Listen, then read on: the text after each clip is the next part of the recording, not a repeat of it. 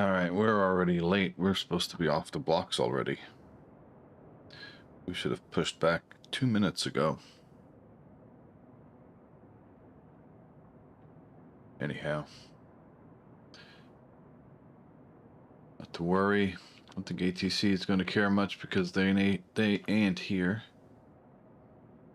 Matter of fact, do we have any action here? Any action here? So what we need to do is give me the weather. Got the wind barbs. Favorable. That's good. Mostly favorable. Yep.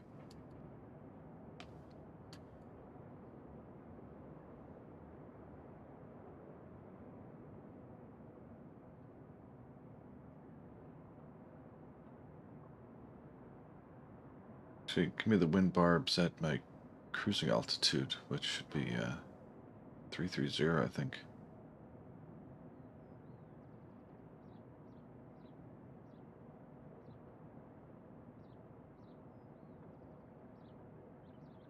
Okay, do we have the precipitation on here? Turbulence. Yeah, we got the radar and turbulence.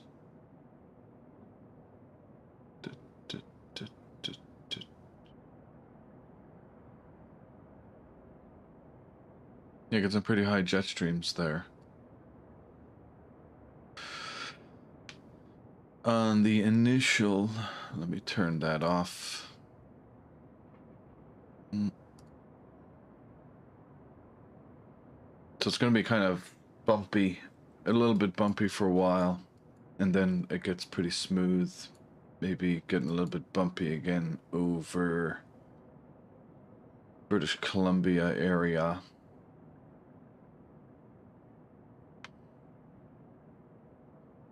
And then things look pretty unsettled as well, all around the Midwest, all the way into Memphis, so it should be a good one. We're only going to do the departure here we'll be online for maybe a couple of hours at the most. And get our squawk code 3464. Okay, we got that already. All right, let's take a look at the numbers here. Cost index of 80, that's pretty nice. Air distance 2639. So for averaging 5, yeah, sir, we're probably close to 6 hours. Would be my rough guess. We'll see down further. Got a 1-step climb at Kilo Uniform 06 Sierra to 350. So our initial cruise is 330. Takeoff weight 372.4 thousand, which is 40,000, approximately 40,000 below maximum. Landing weight 305.4, 305.5, so we're about 15,000 below maximum there. Wheels up, wheels down, 5 hours, 55 minutes, there we go. So just under 6 hours probably. And block fuel 82.7 thousand.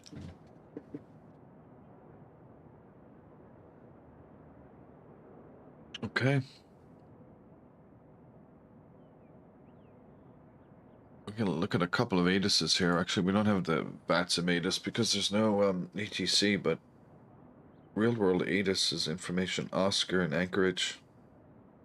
Winds are pretty light coming out of the north. Few clouds 7,000, temperatures 11, dew point is 6, altimeter is 3011.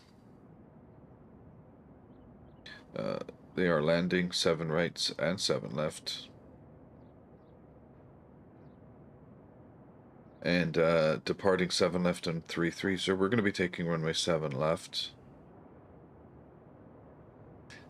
Taxiway Quebec is closed. Okay, take that into account. And in Memphis. VATSIM, so we'll go and get the real ATIS here, the arrival. Information Kilo. Winds are calm. Visibility is good. Scattered 4,400, scattered 6,500. And temperature 33, 2.22, 2999er on the QNH. And they are landing north. The center runway is closed. Runway 927 is closed. A whole host of taxiways seem to be closed as well, so we'll need to take a look at that a little bit later in the preparation.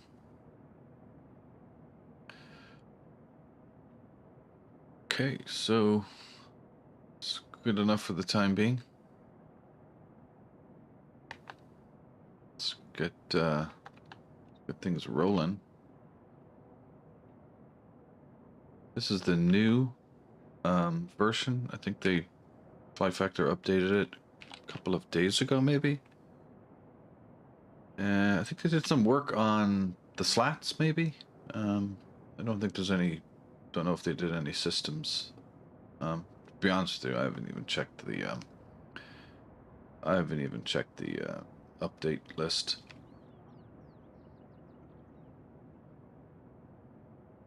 Okay. So here we are. We are in the cockpit. Love this airplane, by the way. And we're going to go through our overhead, but first we will do some more of the basic stuff. Look at the battery. Oh, and shout out to Mango Studios for a very nice sound pack here. Link is in the description. Actually on sale at the moment, at the time of this stream. And standby power to auto.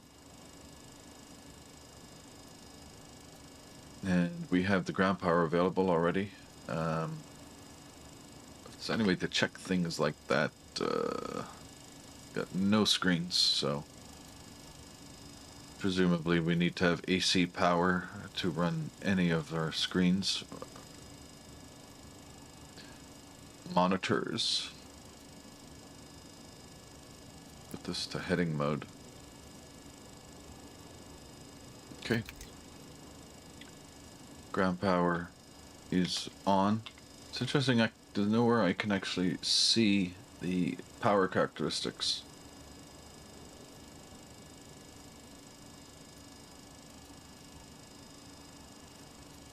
Okay. Let's open up the bus ties. We'll get this OR screen on here. Got our engine information.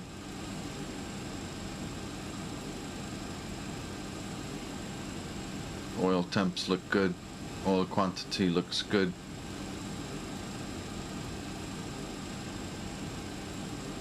Oil pressure is obviously low right now because we haven't spun up anything. Hydraulic quantities look good. Hydraulic pressure is 0 because we haven't started any of the hydraulic pumps. And we'll be starting the APU shortly. Oxygen pressure looks good.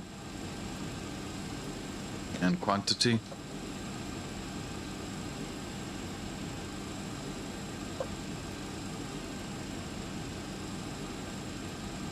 Just going through some basic cockpit prep items here. Thrust levels are at idle. Speed brake is fully retracted and down. Flaps are fully retracted and down. Landing gear lever is down.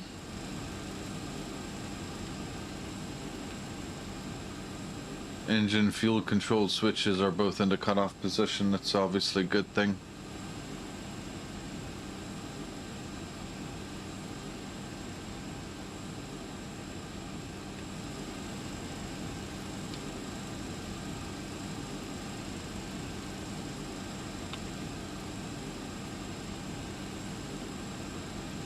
Alright, we'll go through the rest of the overhead stuff here, now that we have essential power. We can go ahead and get the inertial reference systems into nav mode, put the yaw dampers on armed. The EECs, which is basically our FADEC, will go on. And see if we get any hydraulic pressure from that. We got the center system is good. Okay. And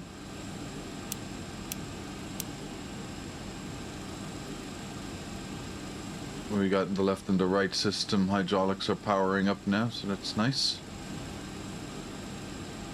Get a lot going on this bird with virtually nothing going on here.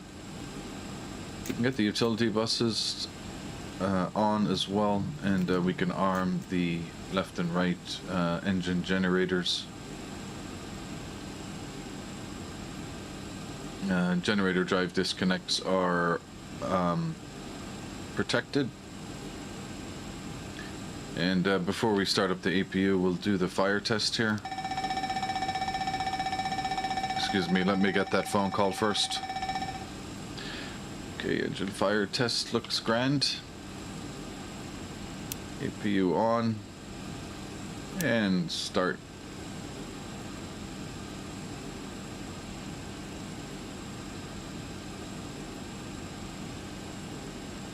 Now you'll normally see this left fuel pump forward, the forward left fuel pump, the pressure will go,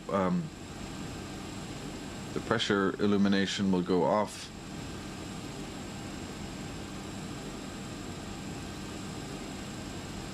But the APU RPM is up to 60%.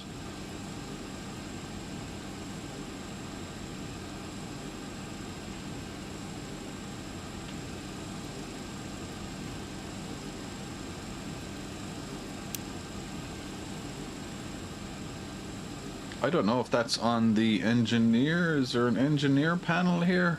Where do you see the electrical data? It's been a very, very long time since I've flown this bird. So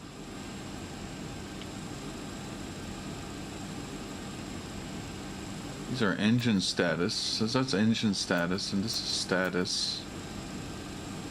Brake temps. Well, that's all right.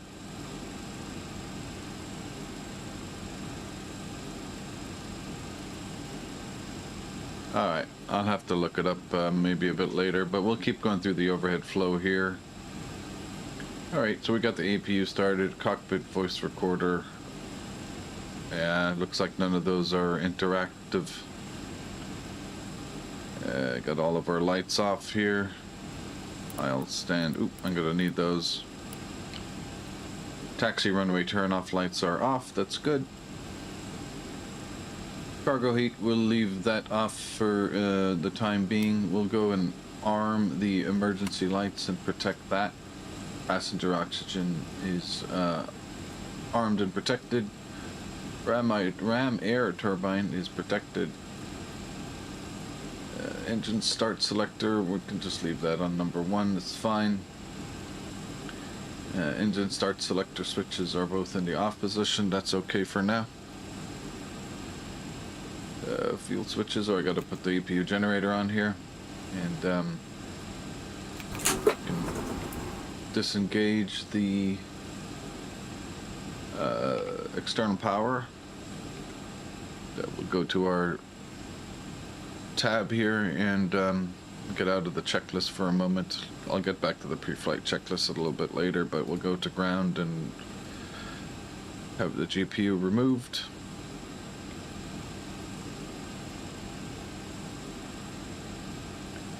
Okay, fuel pump switches are off. Fuel quantity currently 2.2 thousand pounds left and right. Center is empty for a total of 4.4. Anti-ice wing and engine is off. Wipers off. Rain repellent is that simulated? It says in op. Okay. Then we'll put our position lights on here, which is our navigation light, and beacon strobe and wing lights off, landing lights off, nose gear light off, fuel jettison off, protected, window heat, we'll leave that off for now.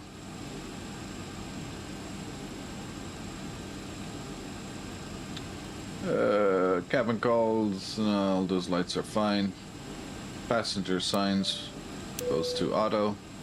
We are in a cargo airplane here, so our landing altitude. So it's a good time to probably get intervene here by getting our charts, getting all of them, and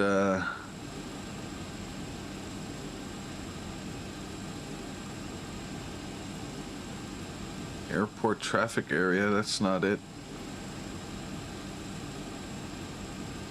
Probably down farther here at the bottom. Oh, that's all interesting. Oh, here it is, airport. Okay, so airport info, that's the one. So we'll pin that.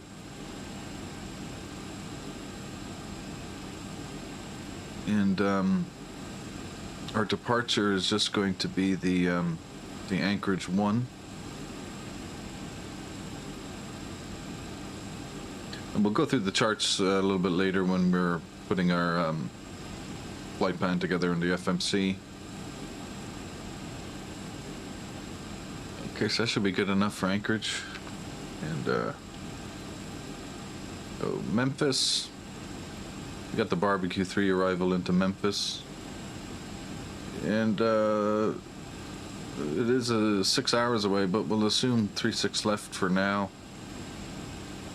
So touchdown zone elevation is 321, so I'll put that in here. Landing altitude on the overhead. Leave it at 320 is close enough. And so that's the arrival, the approach chart, airport chart. That's all we're gonna need there, I think, on the charts front. We'll put that away. Okay, cabin pressurization will go system 2 auto.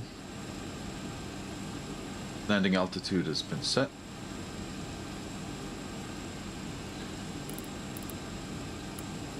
Auto rate to auto. See how that works out. There's a min and a max, so just you would think if it's an auto rate, why is there even a dial? But interesting. Cooling equipment is on auto.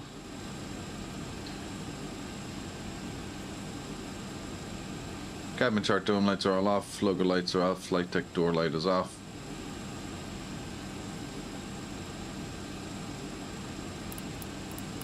We get the cabin auto, mid cabin auto, aft cabin auto, and open up the trimmer and the recirculation fans. Flight deck auto. So we don't have to do a reset here, but we will get the PACs to auto, left and right isolation valves and sensor isolation valve go on, and moment of truth here. APU bleeds coming through. Oops, duct pressure looks good. Compartment temperatures are on the rise. Could be getting up to around 20 degrees centigrade.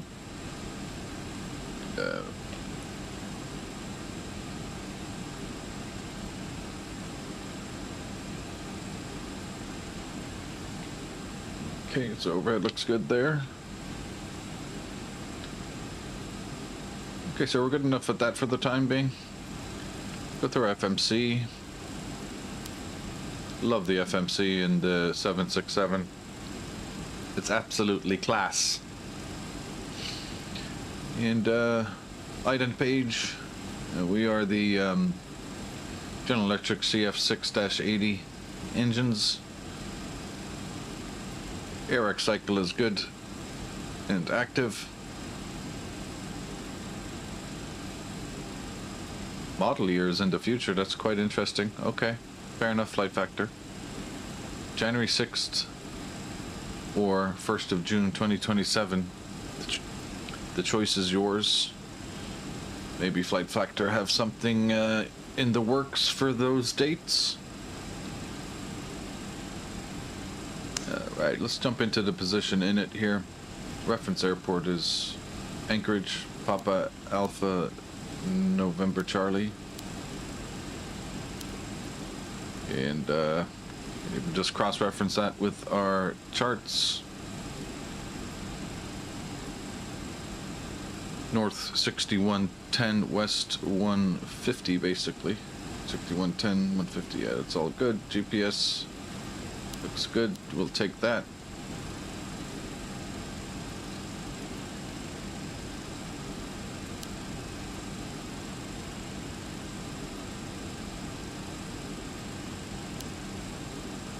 Okay, IRSs are still in alignment up here. We got 1 minute to go, so to see this populated here, we probably stay for the show for the sake of 1 minute.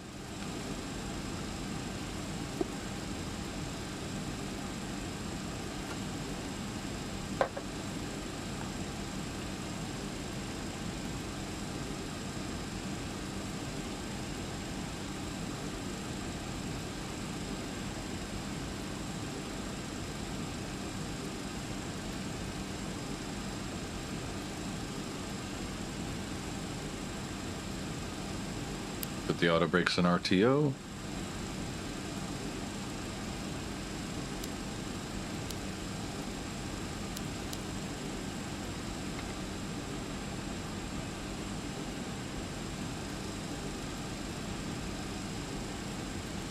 The old watch pot never boils. Here we go. Left, center, and right IRSs. Looking good.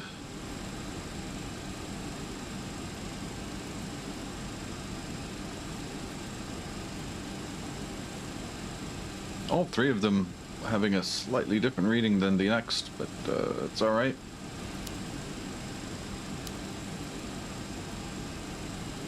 Okay, let's jump to the routes page.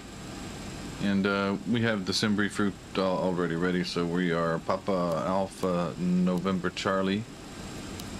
Oops, that's already in there. Going to Kilo Mike, Echo Mike, and 01. That is the company route. Route loaded. Okay, we'll put some more information in here. We're going to take 07 left as our departure runway. And we are FedEx 108 Heavy. Foxtrot Delta X-ray. Alright. And we can see the whole route here. Listen, it's not real world scenario here, but I guess you would go through every single one of those points with your first officer or pilot monitoring and jazz that up. We'll go ahead and execute all that, and we will actually switch our, gotta remember things here. The switches are slightly different here, the layout in this cockpit, but we'll go to plan mode on the navigation display. And now drop our departure, and we're going to go 7 left on the, excuse me, clear. Let's just open up, have a look at the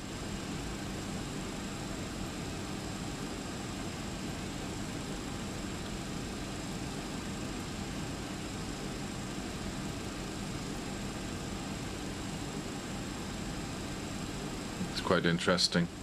Anyway, we're gonna take a look at the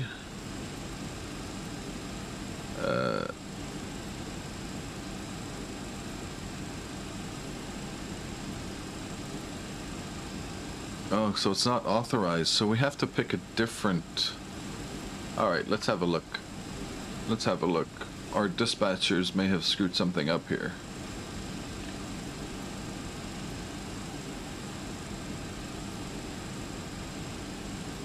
There's no standard instrument departure, but we're gonna go to TED. I don't think we're gonna bother wasting our time with the Anchorage VOR that's at the airport. But after TED, we're supposed to go direct on the Q801.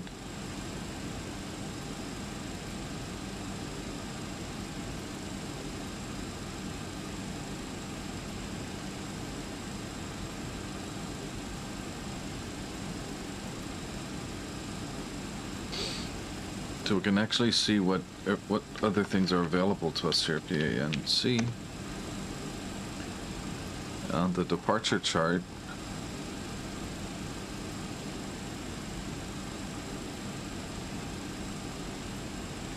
so the Nick or the Potter 3. So let's see what Nick looks like.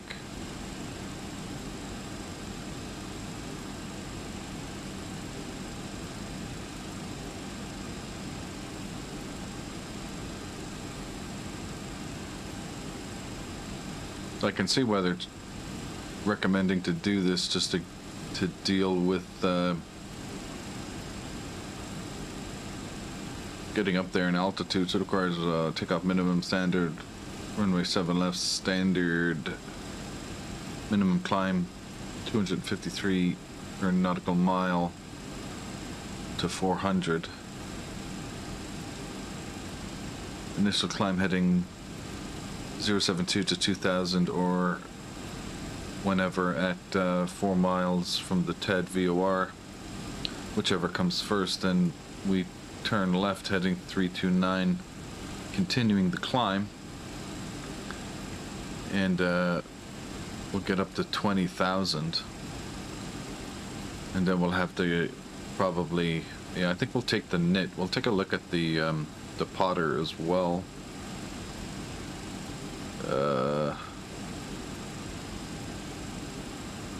Potter looks like an ATC vector.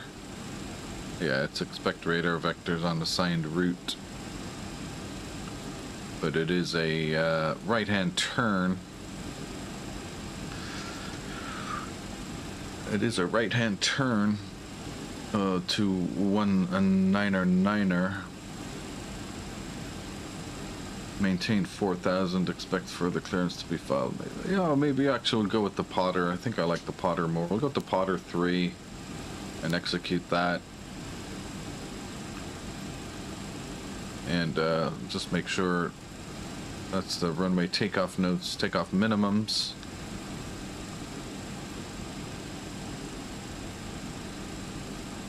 Yeah, that's absolutely no problem.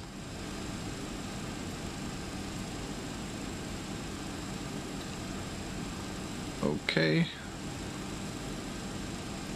All right, I'm okay with all that now. We got the Potter 3, which I'm going to highlight, and that is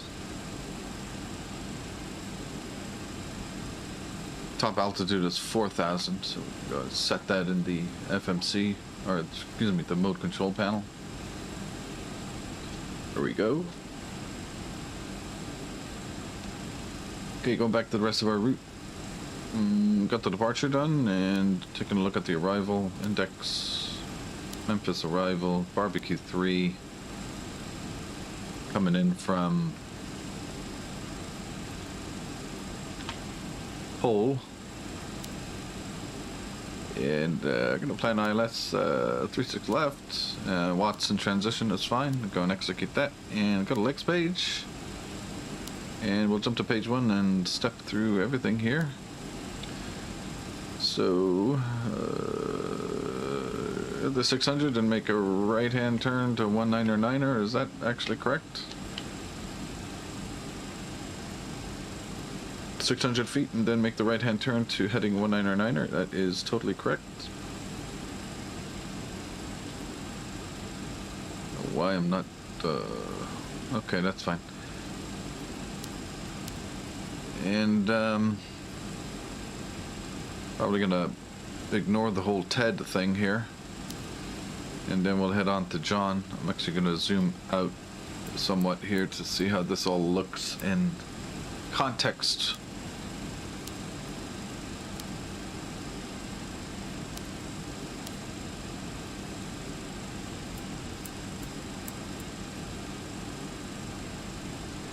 Ironically, that coincidentally, that takes us to TED.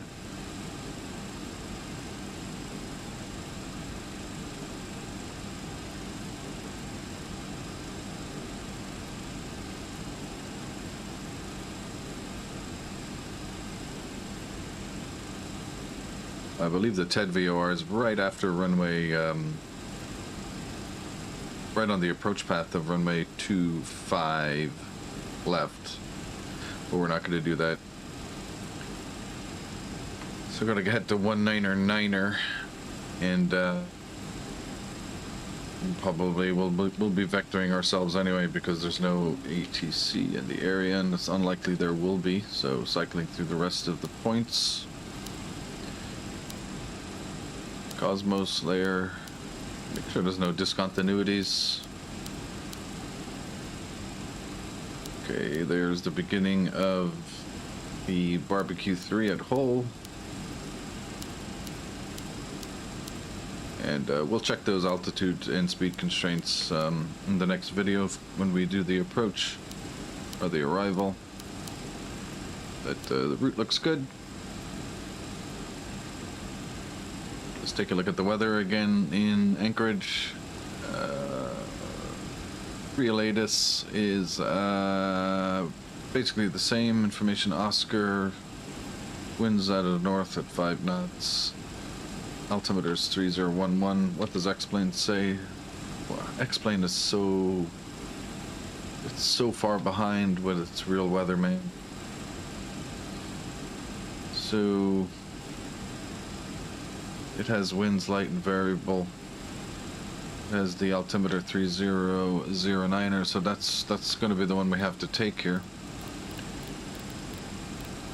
And we'll set that on both sides. And 3009er on the standby altimeter. That's set. Okay, we got the weather. We got the routes done. We can get out of plan mode. And we're going to go to our init page, but first we will just go to the ground here and press the fuel truck. And we're going to open the main cargo door and the aft bulk.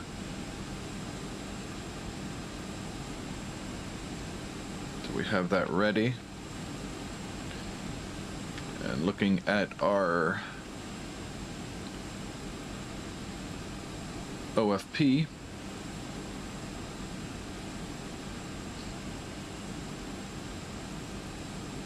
carrying 92,700 pounds of cargo today, giving us a zero fuel weight of 290.7.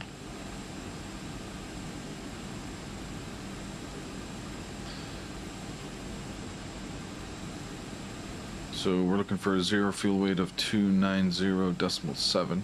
Okay. Go up 4. 7. 9. That's 292.2. That's 290, and so it's 4500. That's 290.7. That's good. And our fuel is 82,700, so giving us a gross weight of 373.4. 372.4 is going to be the takeoff weight, so I got 1,000 pounds. Okay, go optimize the CG, 20% Mac. That looks good. And we'll go and load the airplane. Loading the airplane, please wait. Okay. Keep that page open here. Ground. Our initial cruise altitude 330. Bus index is 80. Average winds are 283 at 32.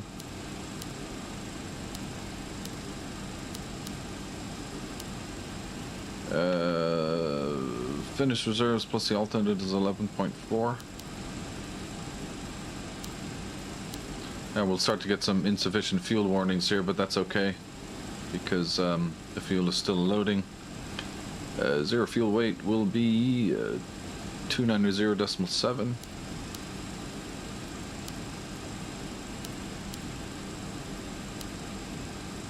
Don't worry about those insufficient fuel warnings. We haven't loaded up the fuel yet. Okay, so we've got quite a bit of fuel to load on here. We're 30,000 pounds in for, we have a little over 50,000 pounds left to go. But it goes in quite quickly, look at that. And time that, it's like 1,000 pounds of fuel every few seconds. That's a hell of a fuel pump. All right.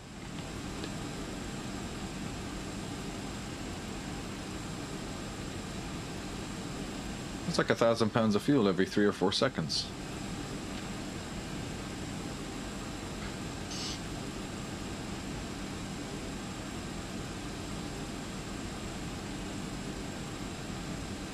All right, we got the perf init page is done. I'm actually going to use the sim brief.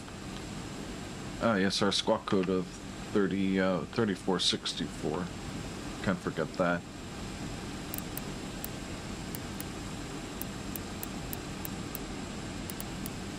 Go ahead and TARA that.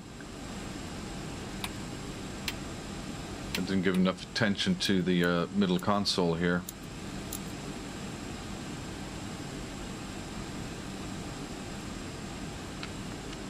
Rudder trim is neutral. That's great.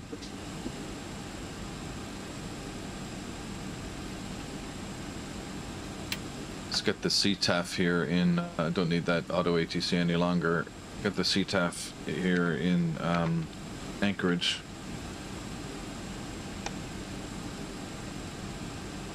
.118.3. Oh, look at that, we're on it already. Ain't that a nice convenient coincidence? Unicom is armed.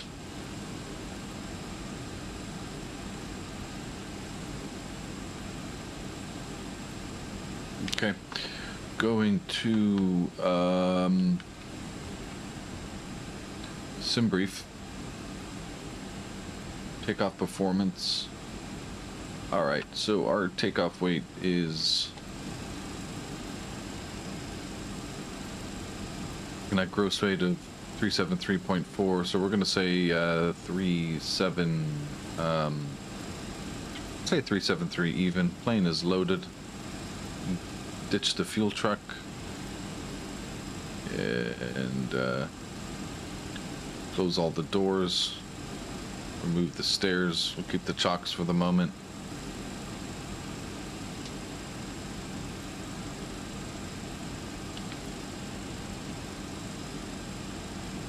We're gonna say 373 even on the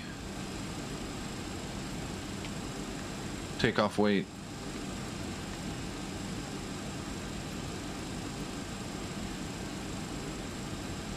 Okay, that looks good. All right, flaps 5, D-rate takeoff. Select temp is 46. Dot margin is the limitation of 853. V1 159, V rotate 162, V2 167. Leads on, anti-ice off. And speeds are increased to improve climb. Okay, takeoff. No, flaps 5. Thrust reduction we said was 46. CG is 20. Position shift is 0. It's a no intersection takeoff here. Current winds. X-plane says light and variable, so we'll just say 0 at 3 knots. And outside air temperature is 9. Okay, close enough.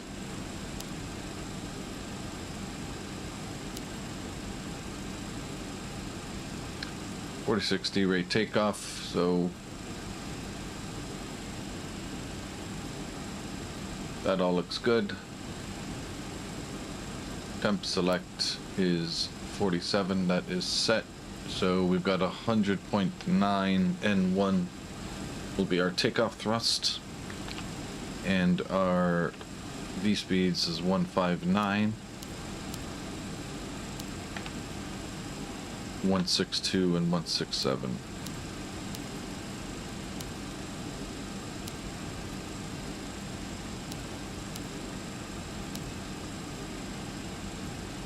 Okay, we are all set. Weights on board, weather's on the aircraft, route is done, takeoff performance numbers have been reviewed. Oxygen test, we've completed that already. Pressurization mode selector is auto 2, and landing altitude is set. Flight instruments have been checked. Altimeter 3009 on both sides and on standby. Park brake is set. Fuel control switches to cutoff, that is set.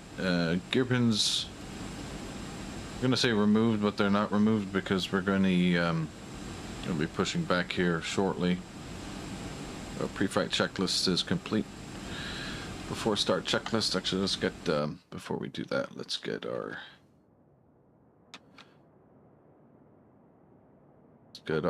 better pushback thing sorted out here. Get the plan. Gotta get the plan together. Always has to be a plan. Ground to cockpit, plan acknowledged. Call me through the menu when you are ready. Okay, brake set will actually go back to ground here for a second and remove the chocks. Ground to cockpit, tow is driving up. Okay, fuel checked. 82.7 thousand pounds. Passenger signs are set. Windows are locked. MCP. Flight director's on. Okay, all doors Auto and throttle hatches are arm. closed. Ready to connect. An arm LNAV. Arm VNAV. Target speed is V2. We're actually going to go V2 plus 10.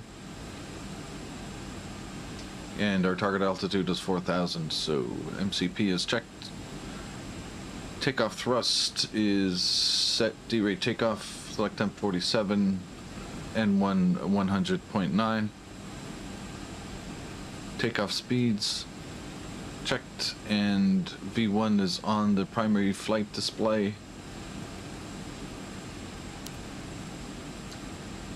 V1 159, V rotate 162, so just 3 knots after V1, and V2 167. Connected and bypass pin inserted. Release parking brake. Go put the anti-collision light on. Just check on the right. Pretty sure there's nobody here. Right looks good. Left looks good. Looks like we do have some traffic up there. See if we can see that actually on our chart. Maybe not. Okay, no big deal. Alright, let's release the park brake. Starting pushback, and you may start engines. Takeoff speeds have been checked. CDU pre-flight is done. Rudder and aileron trim. Rudder trim, aileron trim is neutral. We gotta put our takeoff trim to 5. That is the horizontal stabilizer trim is 5 is set. Taxi and takeoff briefing is complete. Flight deck doors locked. Anti-collision lights are on. The 4-star checklist is done. We'll get the window heat on up here. And get the cargo heat on. The pumps on, including center. All right. Could be engine 2 first. We do have to shut off the packs here, folks.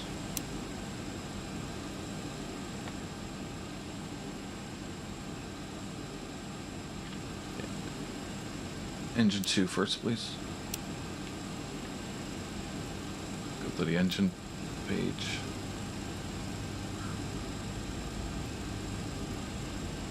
Into 22, we're good.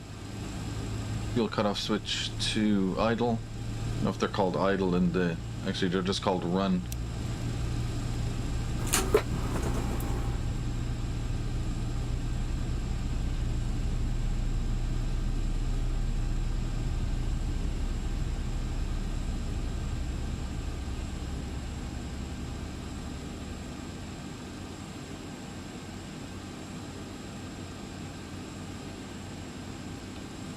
Operation complete. Set parking brake. Park brake set. Okay, right engine generator is operating, so that's a good start. We will put that engine on continuous and engine 1 into rising 10% now. Oil pressure rising. N2's 22. Fuel selector switch to run.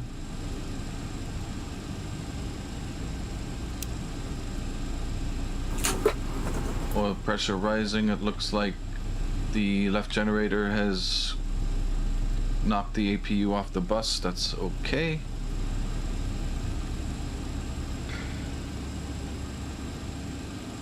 Alright, 2 good engine starts. We'll disconnect the tug and remove the gear pins, please.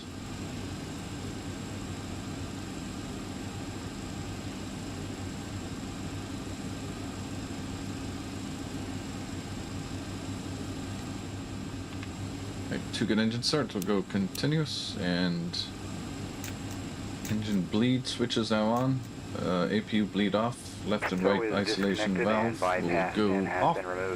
Hand signal will be on the right. And we'll see you next turn the time, packs and back have on. a great flight. APU generator can go off and APU can go off. Take a look at the status page. Oops, status page. APU will be powering down shortly.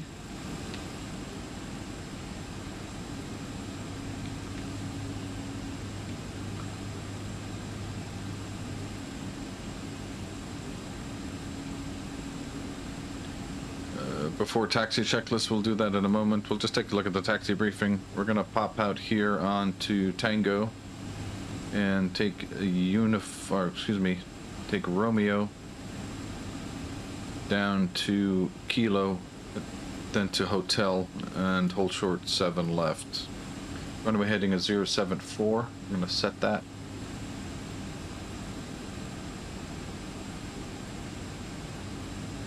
Runway heading is set.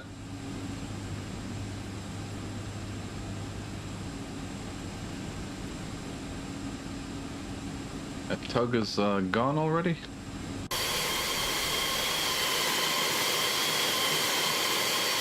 Surely. Okay. I'm gonna take a look at the Mango packs here for a second. Passenger noise, that definitely goes off. Approaching minimums. Pitch sensitivity is fine. Speed predictability, that's okay. I wish they gave a better kind of thing here. We can manipulate the volumes here, but I think they say you can do it here on options and advanced sound, but not sure. I think they tapped into the advanced sound manipulators here, but What's up, Vintage? How you doing? We're crazy late. We are an hour late, bro. We are 52 minutes late on our takeoff here. Because I've been reacclimating myself with the 767. That's lots of fun.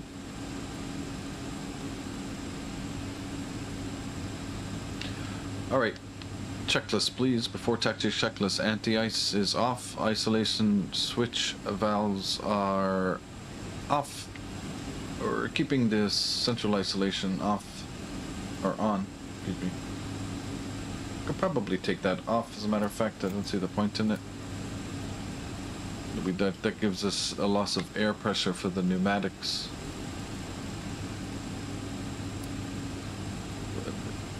Oh, it's coming through the ADP. Okay, got it.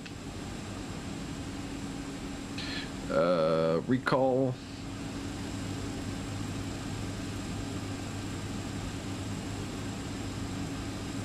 Dude, I can't even remember where the recall is. Oh, there it is. Alright, recall is checked. Auto brake is on RTO. Ground equipment is clear before taxi checklist is complete.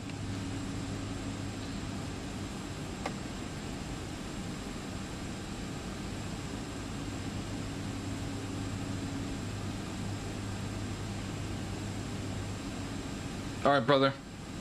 I hope you have a good day today. Maybe get a bit of a nap in or something, possibly. We'll put the taxi light on. Park brake released.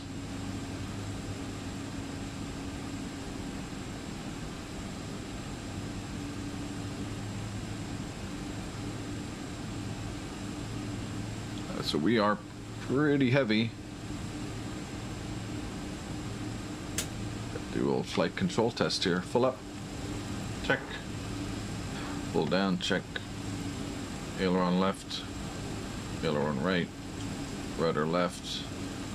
Rudder right. Looking good.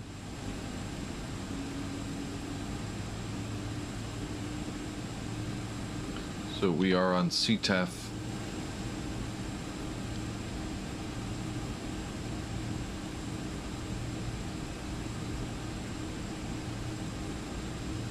Anchorage traffic, FedEx 108 heavy taxiing to 7 left via Tango, Romeo, Kilo, and Hotel. Anchorage.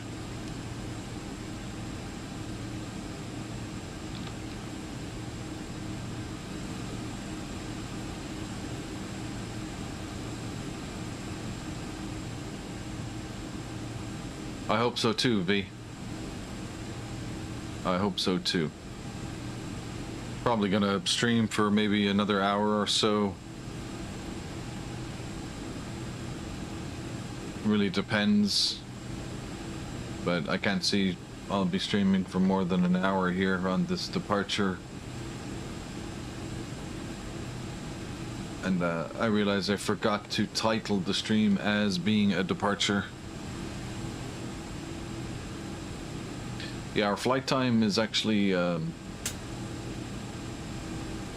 6 hours, but we do have some favorable winds, so it could be less than that. But SimBrief has actually taken the winds into account, so we'll see how it works out.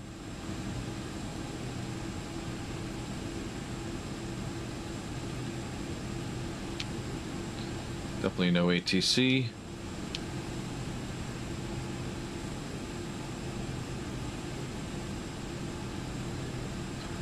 Just got to make sure the throttle blocks are on here. Throttle's block is on. That is good.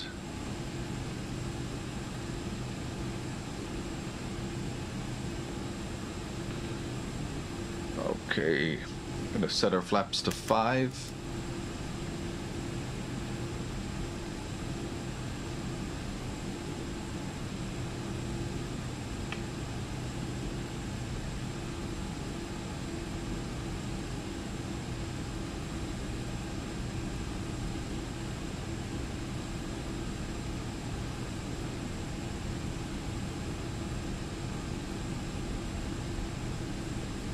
So apparently they updated some slat and flat, either animation or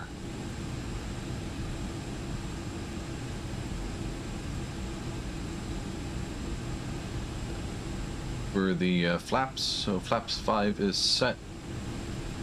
Gonna chill out on our taxi speed here. A lot of bouncing going on in this cockpit, but before takeoff checklist, taxi briefing has been reviewed, packs are on, flaps are set, stabilizer trim is set to 5, flight control checks are done, and cabin secured before takeoff checklist is complete. There's a lot of bumping going on.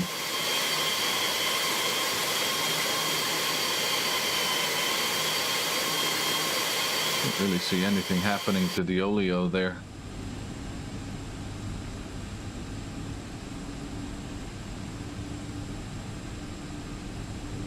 The Q400, you know, I owned the Q400 a long time ago. The first ever version of it from it's VATSIM, right? Yeah, I bought that way back in X-Plane 11 days. I think maybe early X-Plane 11, I'm not sure. Certainly close to 10 years ago I bought that, and I got quite proficient at it, and then I can't remember, somehow it fell off the radar for some reason for me.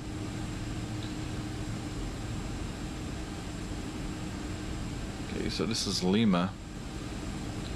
Really good though, really enjoyable. I think it was a really good product they made there. Okay, we are going to be crossing runway 33 at Kilo.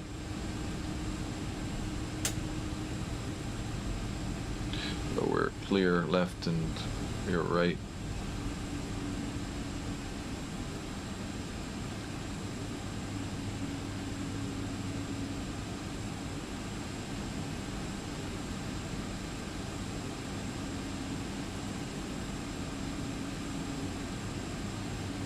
And now we are clear left on runway 33, and we are clear right. Anchor traffic, FedEx 108 Heavy crossing 33 at Kilo, Anchorage.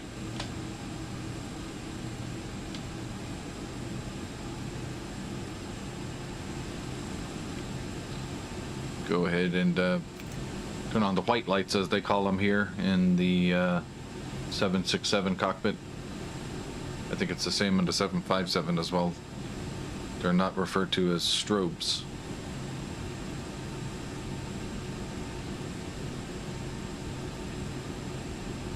So Yankee Hotel should be the next one on the left.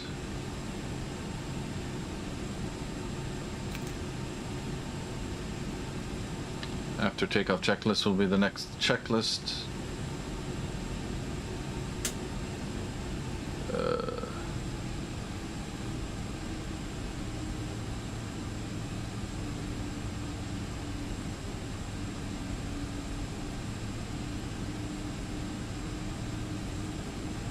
Do a search for the ATC here again. No ATC online. Approach end of 7 left is clear.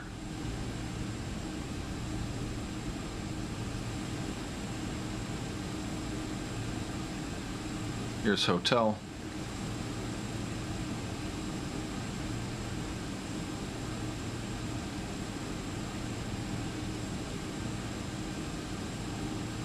Approach end of 25 right is clear. Anchor traffic, FedEx 108 Heavy is lining up and departing 7 left from Hotel Anchorage. Right, strobes back on, wing lights on. Wing landing lights, nose gear light on, runway turnoff lights on. Runway heading 074. Winds are light and variable.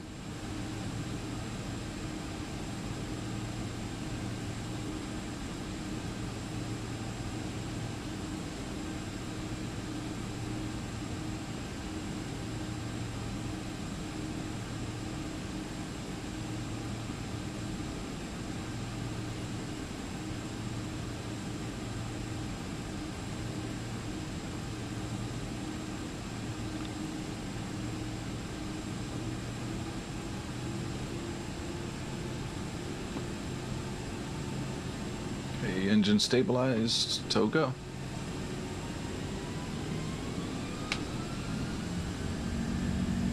Oh yeah, we are heavy. We are heavy. Winds are coming off the left. It feels like just very slightly.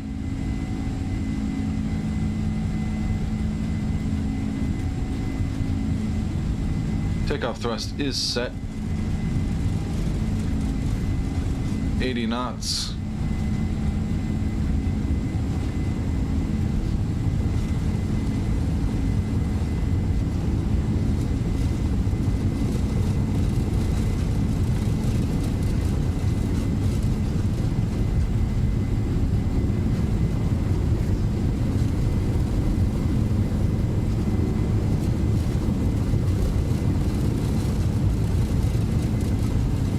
Interesting, the nose just wanted to come up there.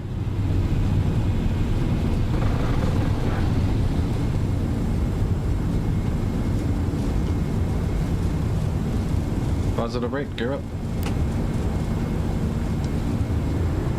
Alright, we're at 600 yet? No, but we are now. Right hand turn to 199er. Keep that nose down.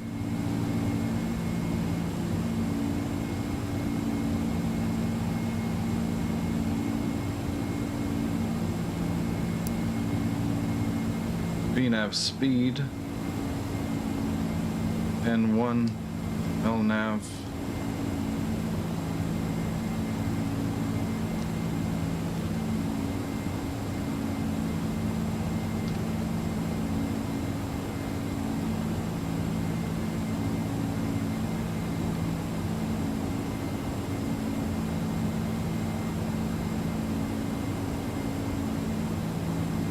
Go heading 199er.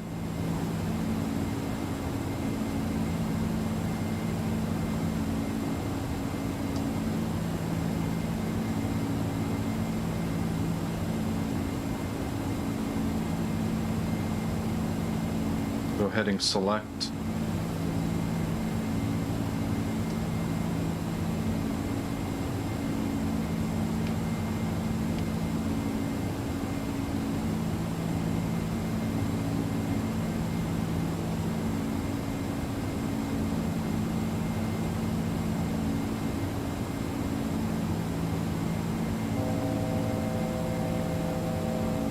We're going to go continue our climb up to 2000, actually up to 9,000, excuse me, to get above the MSA here.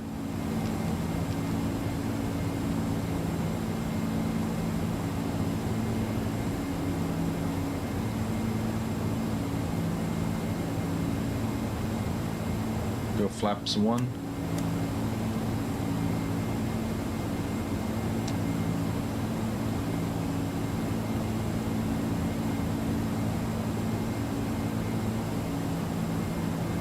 Follow that flight director.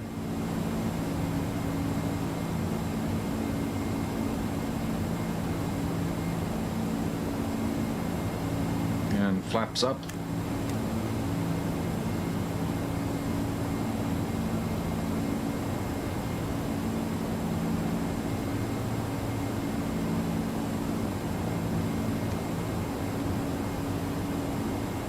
Okay, let's get this airplane trimmed out.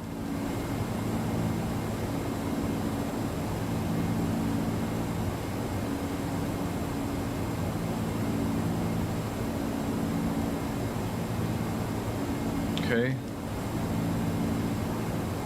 And we'll go command Lima.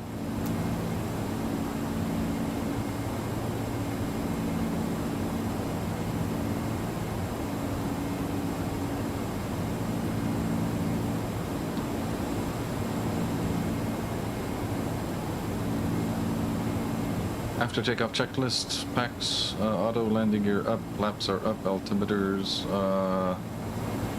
well, they're still set because we haven't set our transition altitude, so we'll stay on this course for a little bit. We'll zoom out switch here. The MSA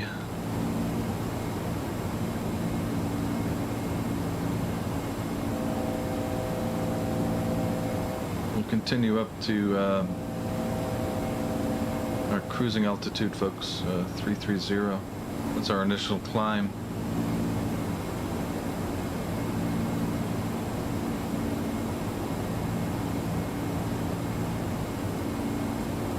Okay, 330 is set. Okay, we'll make a left turn to heading 090.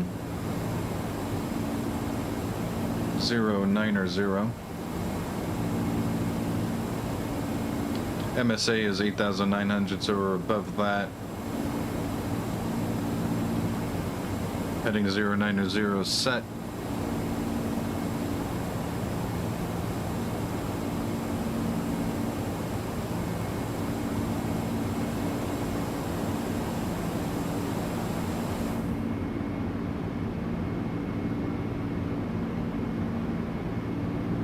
As Alaska prepares for fall, temperatures are already quite low there. It's only 9 degrees Celsius.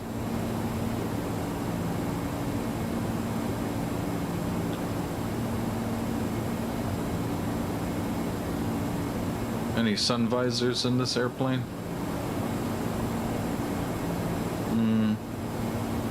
Not immediately obvious.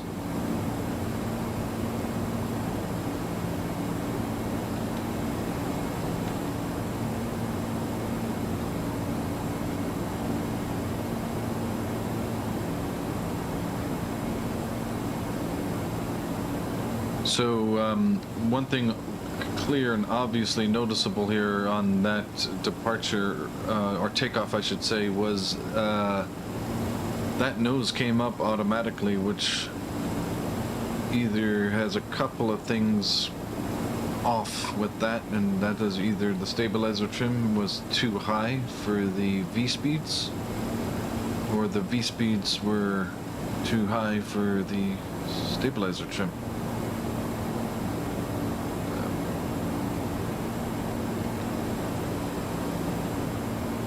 And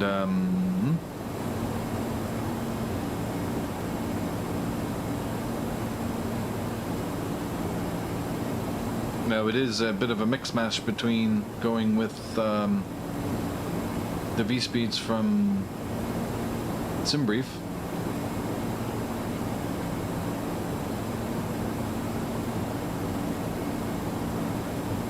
or honoring the I seem to remember I used the SimBrief takeoff performance numbers for the 767 a long time ago, because the V-speeds that the FMS was spitting out a long time ago were definitely not reliable. Now it's quite possible that in the meantime I can go back to Unicom here. It's quite possible in the preceding moments of a long time ago that Flightfactor may have fixed things up as far as that's concerned. So we'll go direct Joe now. I think the direct to is just selecting it and dropping it in and doing an execute, and go LNAV. Insufficient fuel. So let's look at the progress page. 10.3 thousand pounds left at Memphis.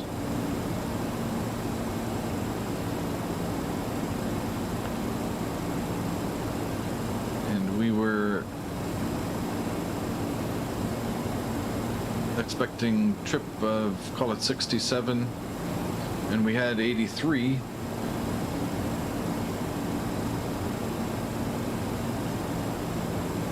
So that's 16,000 pounds. So I guess we are dipping into contingency potentially. Actually, it will be contingency and some reserves, so that's probably why it's saying it's sufficient fuel. It's sufficient fuel for the worst case scenario, which is using all the contingency, diverting to the alternate, and blowing through the finished reserves. So we'll clear that message.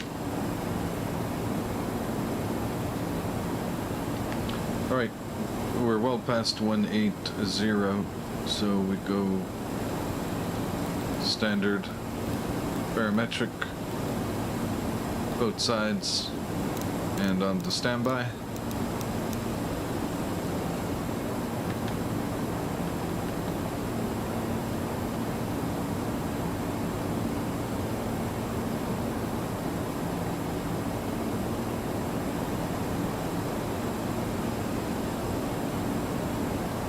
Alaska looking real pretty. Man, I can't wait for the new mesh to come out.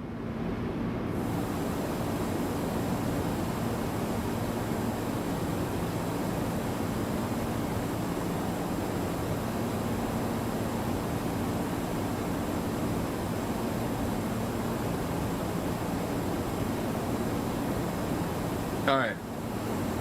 What do we got? You bought the Q400 Training Edition for $150. And you never used it. What? WTF, vintage? Seriously, man. WTF. You gotta get in that thing. Fly JSIM.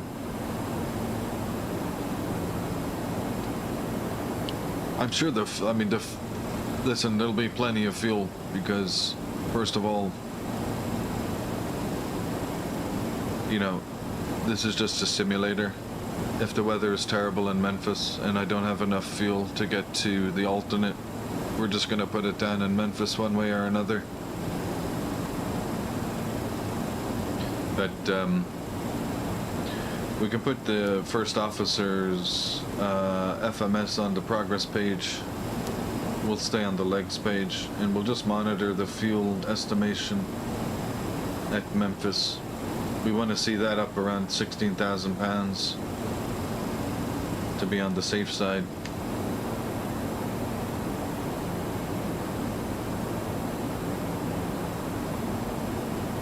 But we got a 73 knot tailwind here. We're going to be breaking 500 knots ground speed shortly.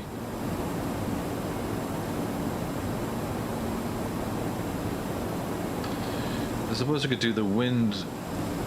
I don't know. Can you update the wind information here in this airplane? Let's see if we can do that. So it's estimating Memphis at 0054 Zulu. Oh, Ash. That, you know what? It's you and thousands of others between X-Plane 12 and MS 2024. I've had this comment on the streams quite a few times.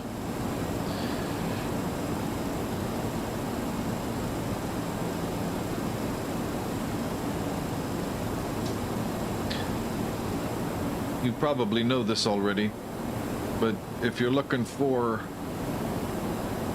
a physics, flight dynamics that would be the closest representation of what the real world is like, then X-Plane is not perfect, but I think it is objectively better than Flight Simulator, Microsoft Flight Simulator. And I think there's a security in X-Plane, is that so long as the creator of X-Plane, Austin Meyer, is still with the company, in other words, I don't see X-Plane being bought out by anyone. I don't see Austin Meyer selling it to anyone. I think X-Plane is probably his life and his passion, and he's always going to be improving the physics on X-Plane. as far as I can tell. So that's a kind of a security, I think, a security blanket for the physics are very good right now, but they're always going to get better and better and better and better. And with processing power improving, getting a little bit of porpoising here in this airplane on the. Yeah, maybe Flightfactor should look into that. A little bit of porpoising going on. But yeah, listen. You and eye candy. You want to look out a window at any altitude and go, you know, that looks amazing. And that looks real, and all that jazz. That's what you really want. If that's non-negotiable, then Flight Simulator is clearly the one to go for. Now, the question is, if you're kind of stuck in between camps, then that's a harder decision, you know? That's just, at that stage you have to go with your gut, you know?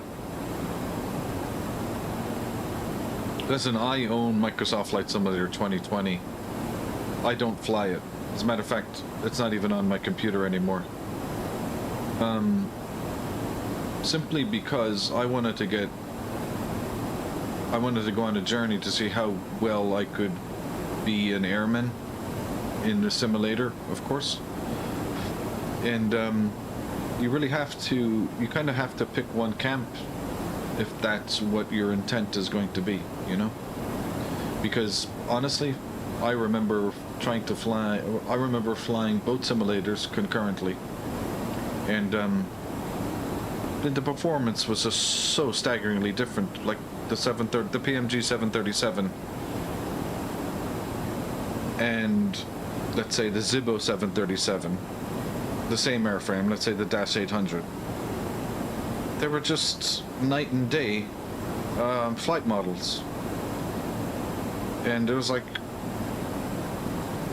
you couldn't become competent at flying the aircraft if you were going to switch between simulator flying all the time.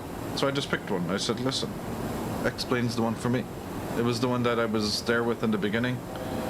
X-Plane version 10.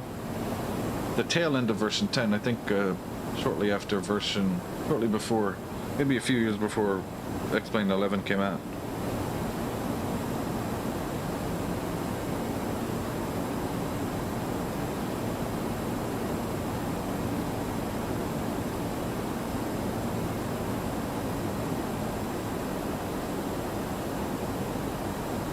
I think a lot of people share that same experience.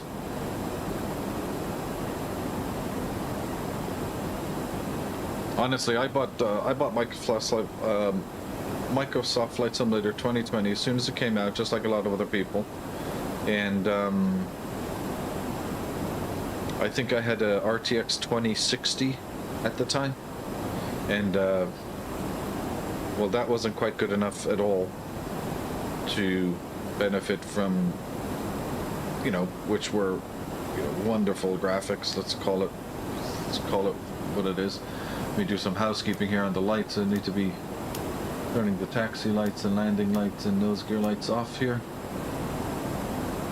and I don't need the engine start selectors on continuous anymore. Actually, you can just put them to off.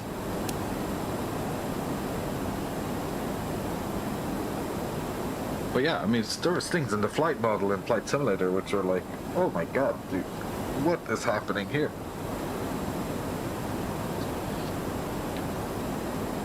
I remember trying to take off at some airport. It doesn't matter what airport that it was in the PMDG 737. And there was like a 5-knot crosswind, maybe. You know, 5-knot crosswind is that's pretty light. And I had, let's say the crosswind was coming from the left, I had rudder full right.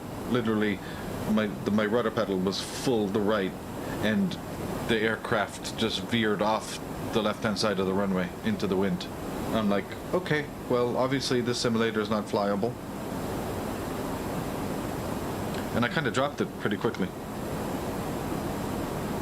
Oh, you ran it on a GTX 1050 Ti. Yeah. Do you remember the 1080 Ti?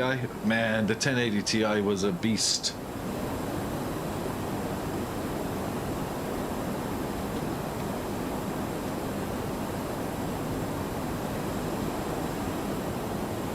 All right, how much fuel have we burned off here? Oh, this is really interesting. It's not draining the center tank. Usually you see the center tank drain first. Oh, it's because I don't have the center tank pumps on. That's why. Oops. All right. I'll tell you what, I'm going to drain, I got 1,500 pounds of fuel in the center tank. We're going to drain that, and then I'm going to shut the, bring the stream to a close as a part of the arrival. But we are hammering away at 561 knots, which is wonderful.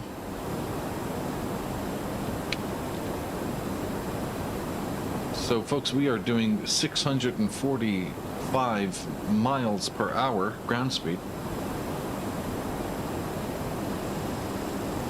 And already we're seeing estimated fuel at Memphis is now 11.9 thousand pounds. And ETA has now gone from 0052 Zulu to 0050 Zulu.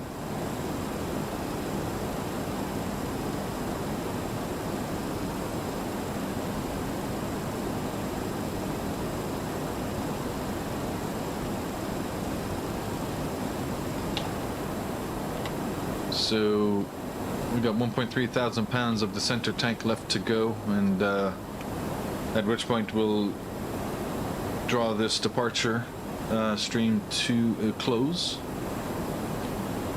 So if we're I want to be 2350 Zulu will be an hour before the arrival. So I'll actually go 23, I'll go an hour and a half before the touchdown. So 23:20 Zulu will be the next stream time. So that would be 16:20 Pacific time. So 4:20 p.m. Pacific time will be the arrival stream for this flight.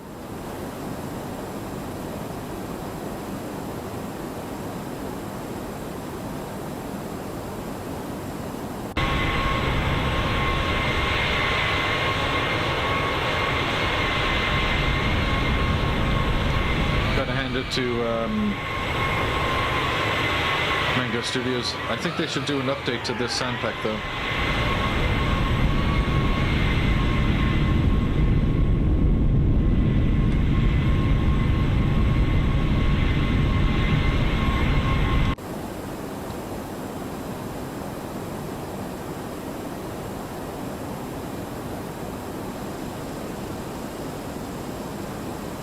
So what we can do in the meantime as well is we can enter our step climb in here, which is step climb is going to occur at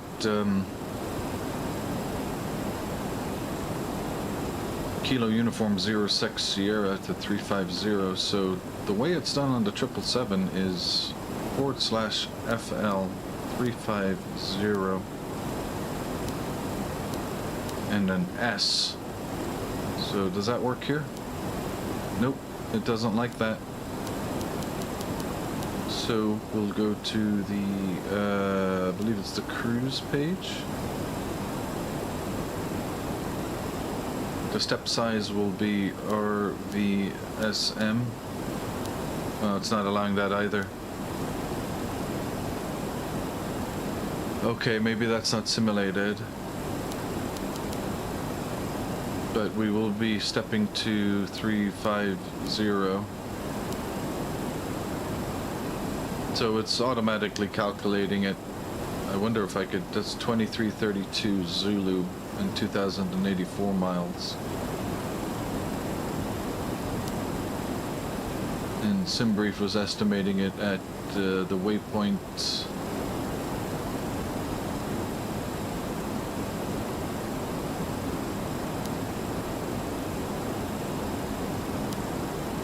That's 2231 Zulu, 2332 Zulu. Okay, so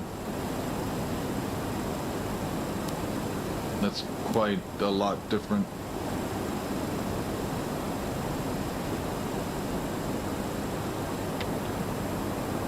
£7,000, 700 pounds of fuel left in the center tank.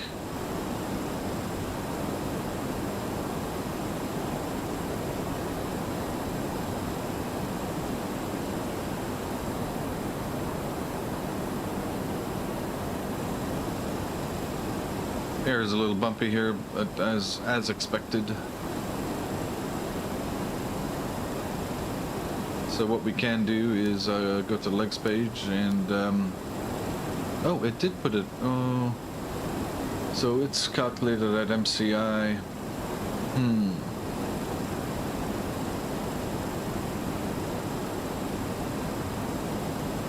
It's like stepping at MCI. That doesn't make any sense. Route data MCI is 2355 Zulu.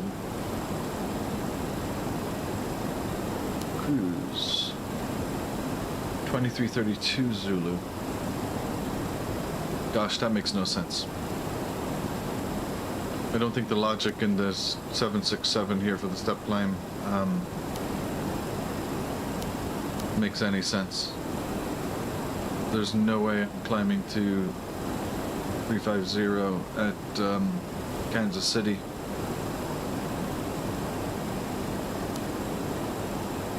So what we can do here is 350 at and that's an invalid entry. Okay, so maybe they want us to type the whole thing out. So decimal 824 FL 350. Invalid entry. Okay. Well, that's just ridiculous.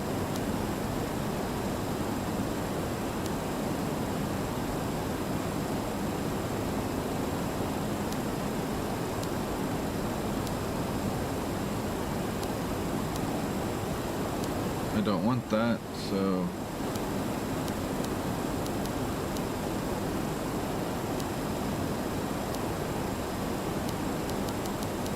alright. 500 pounds left in the center tank.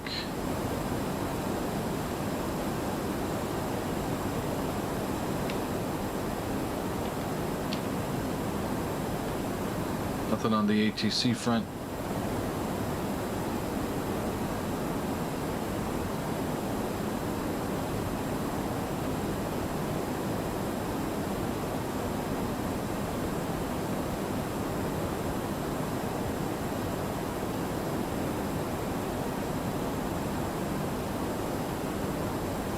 Things got busy down there.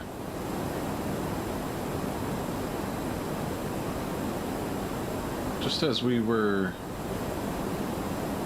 you know, it would have been nice to have had some of that traffic.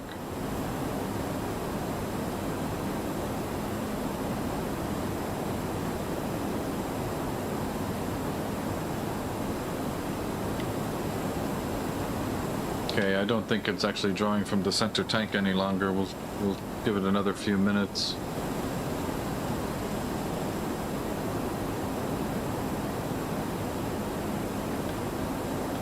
In the meantime, I will prepare the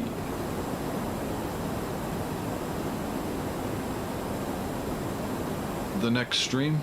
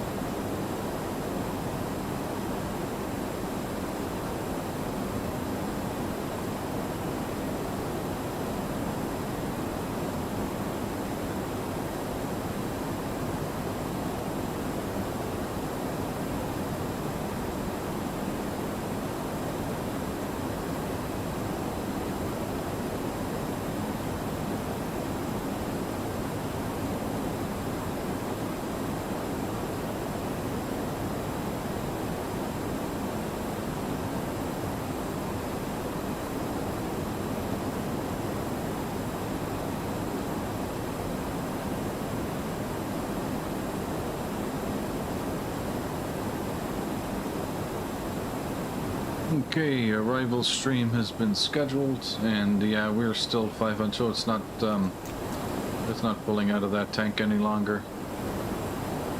Right, folks, it is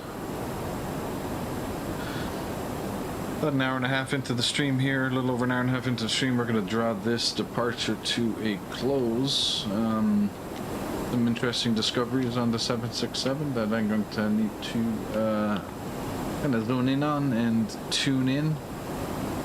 But thank you for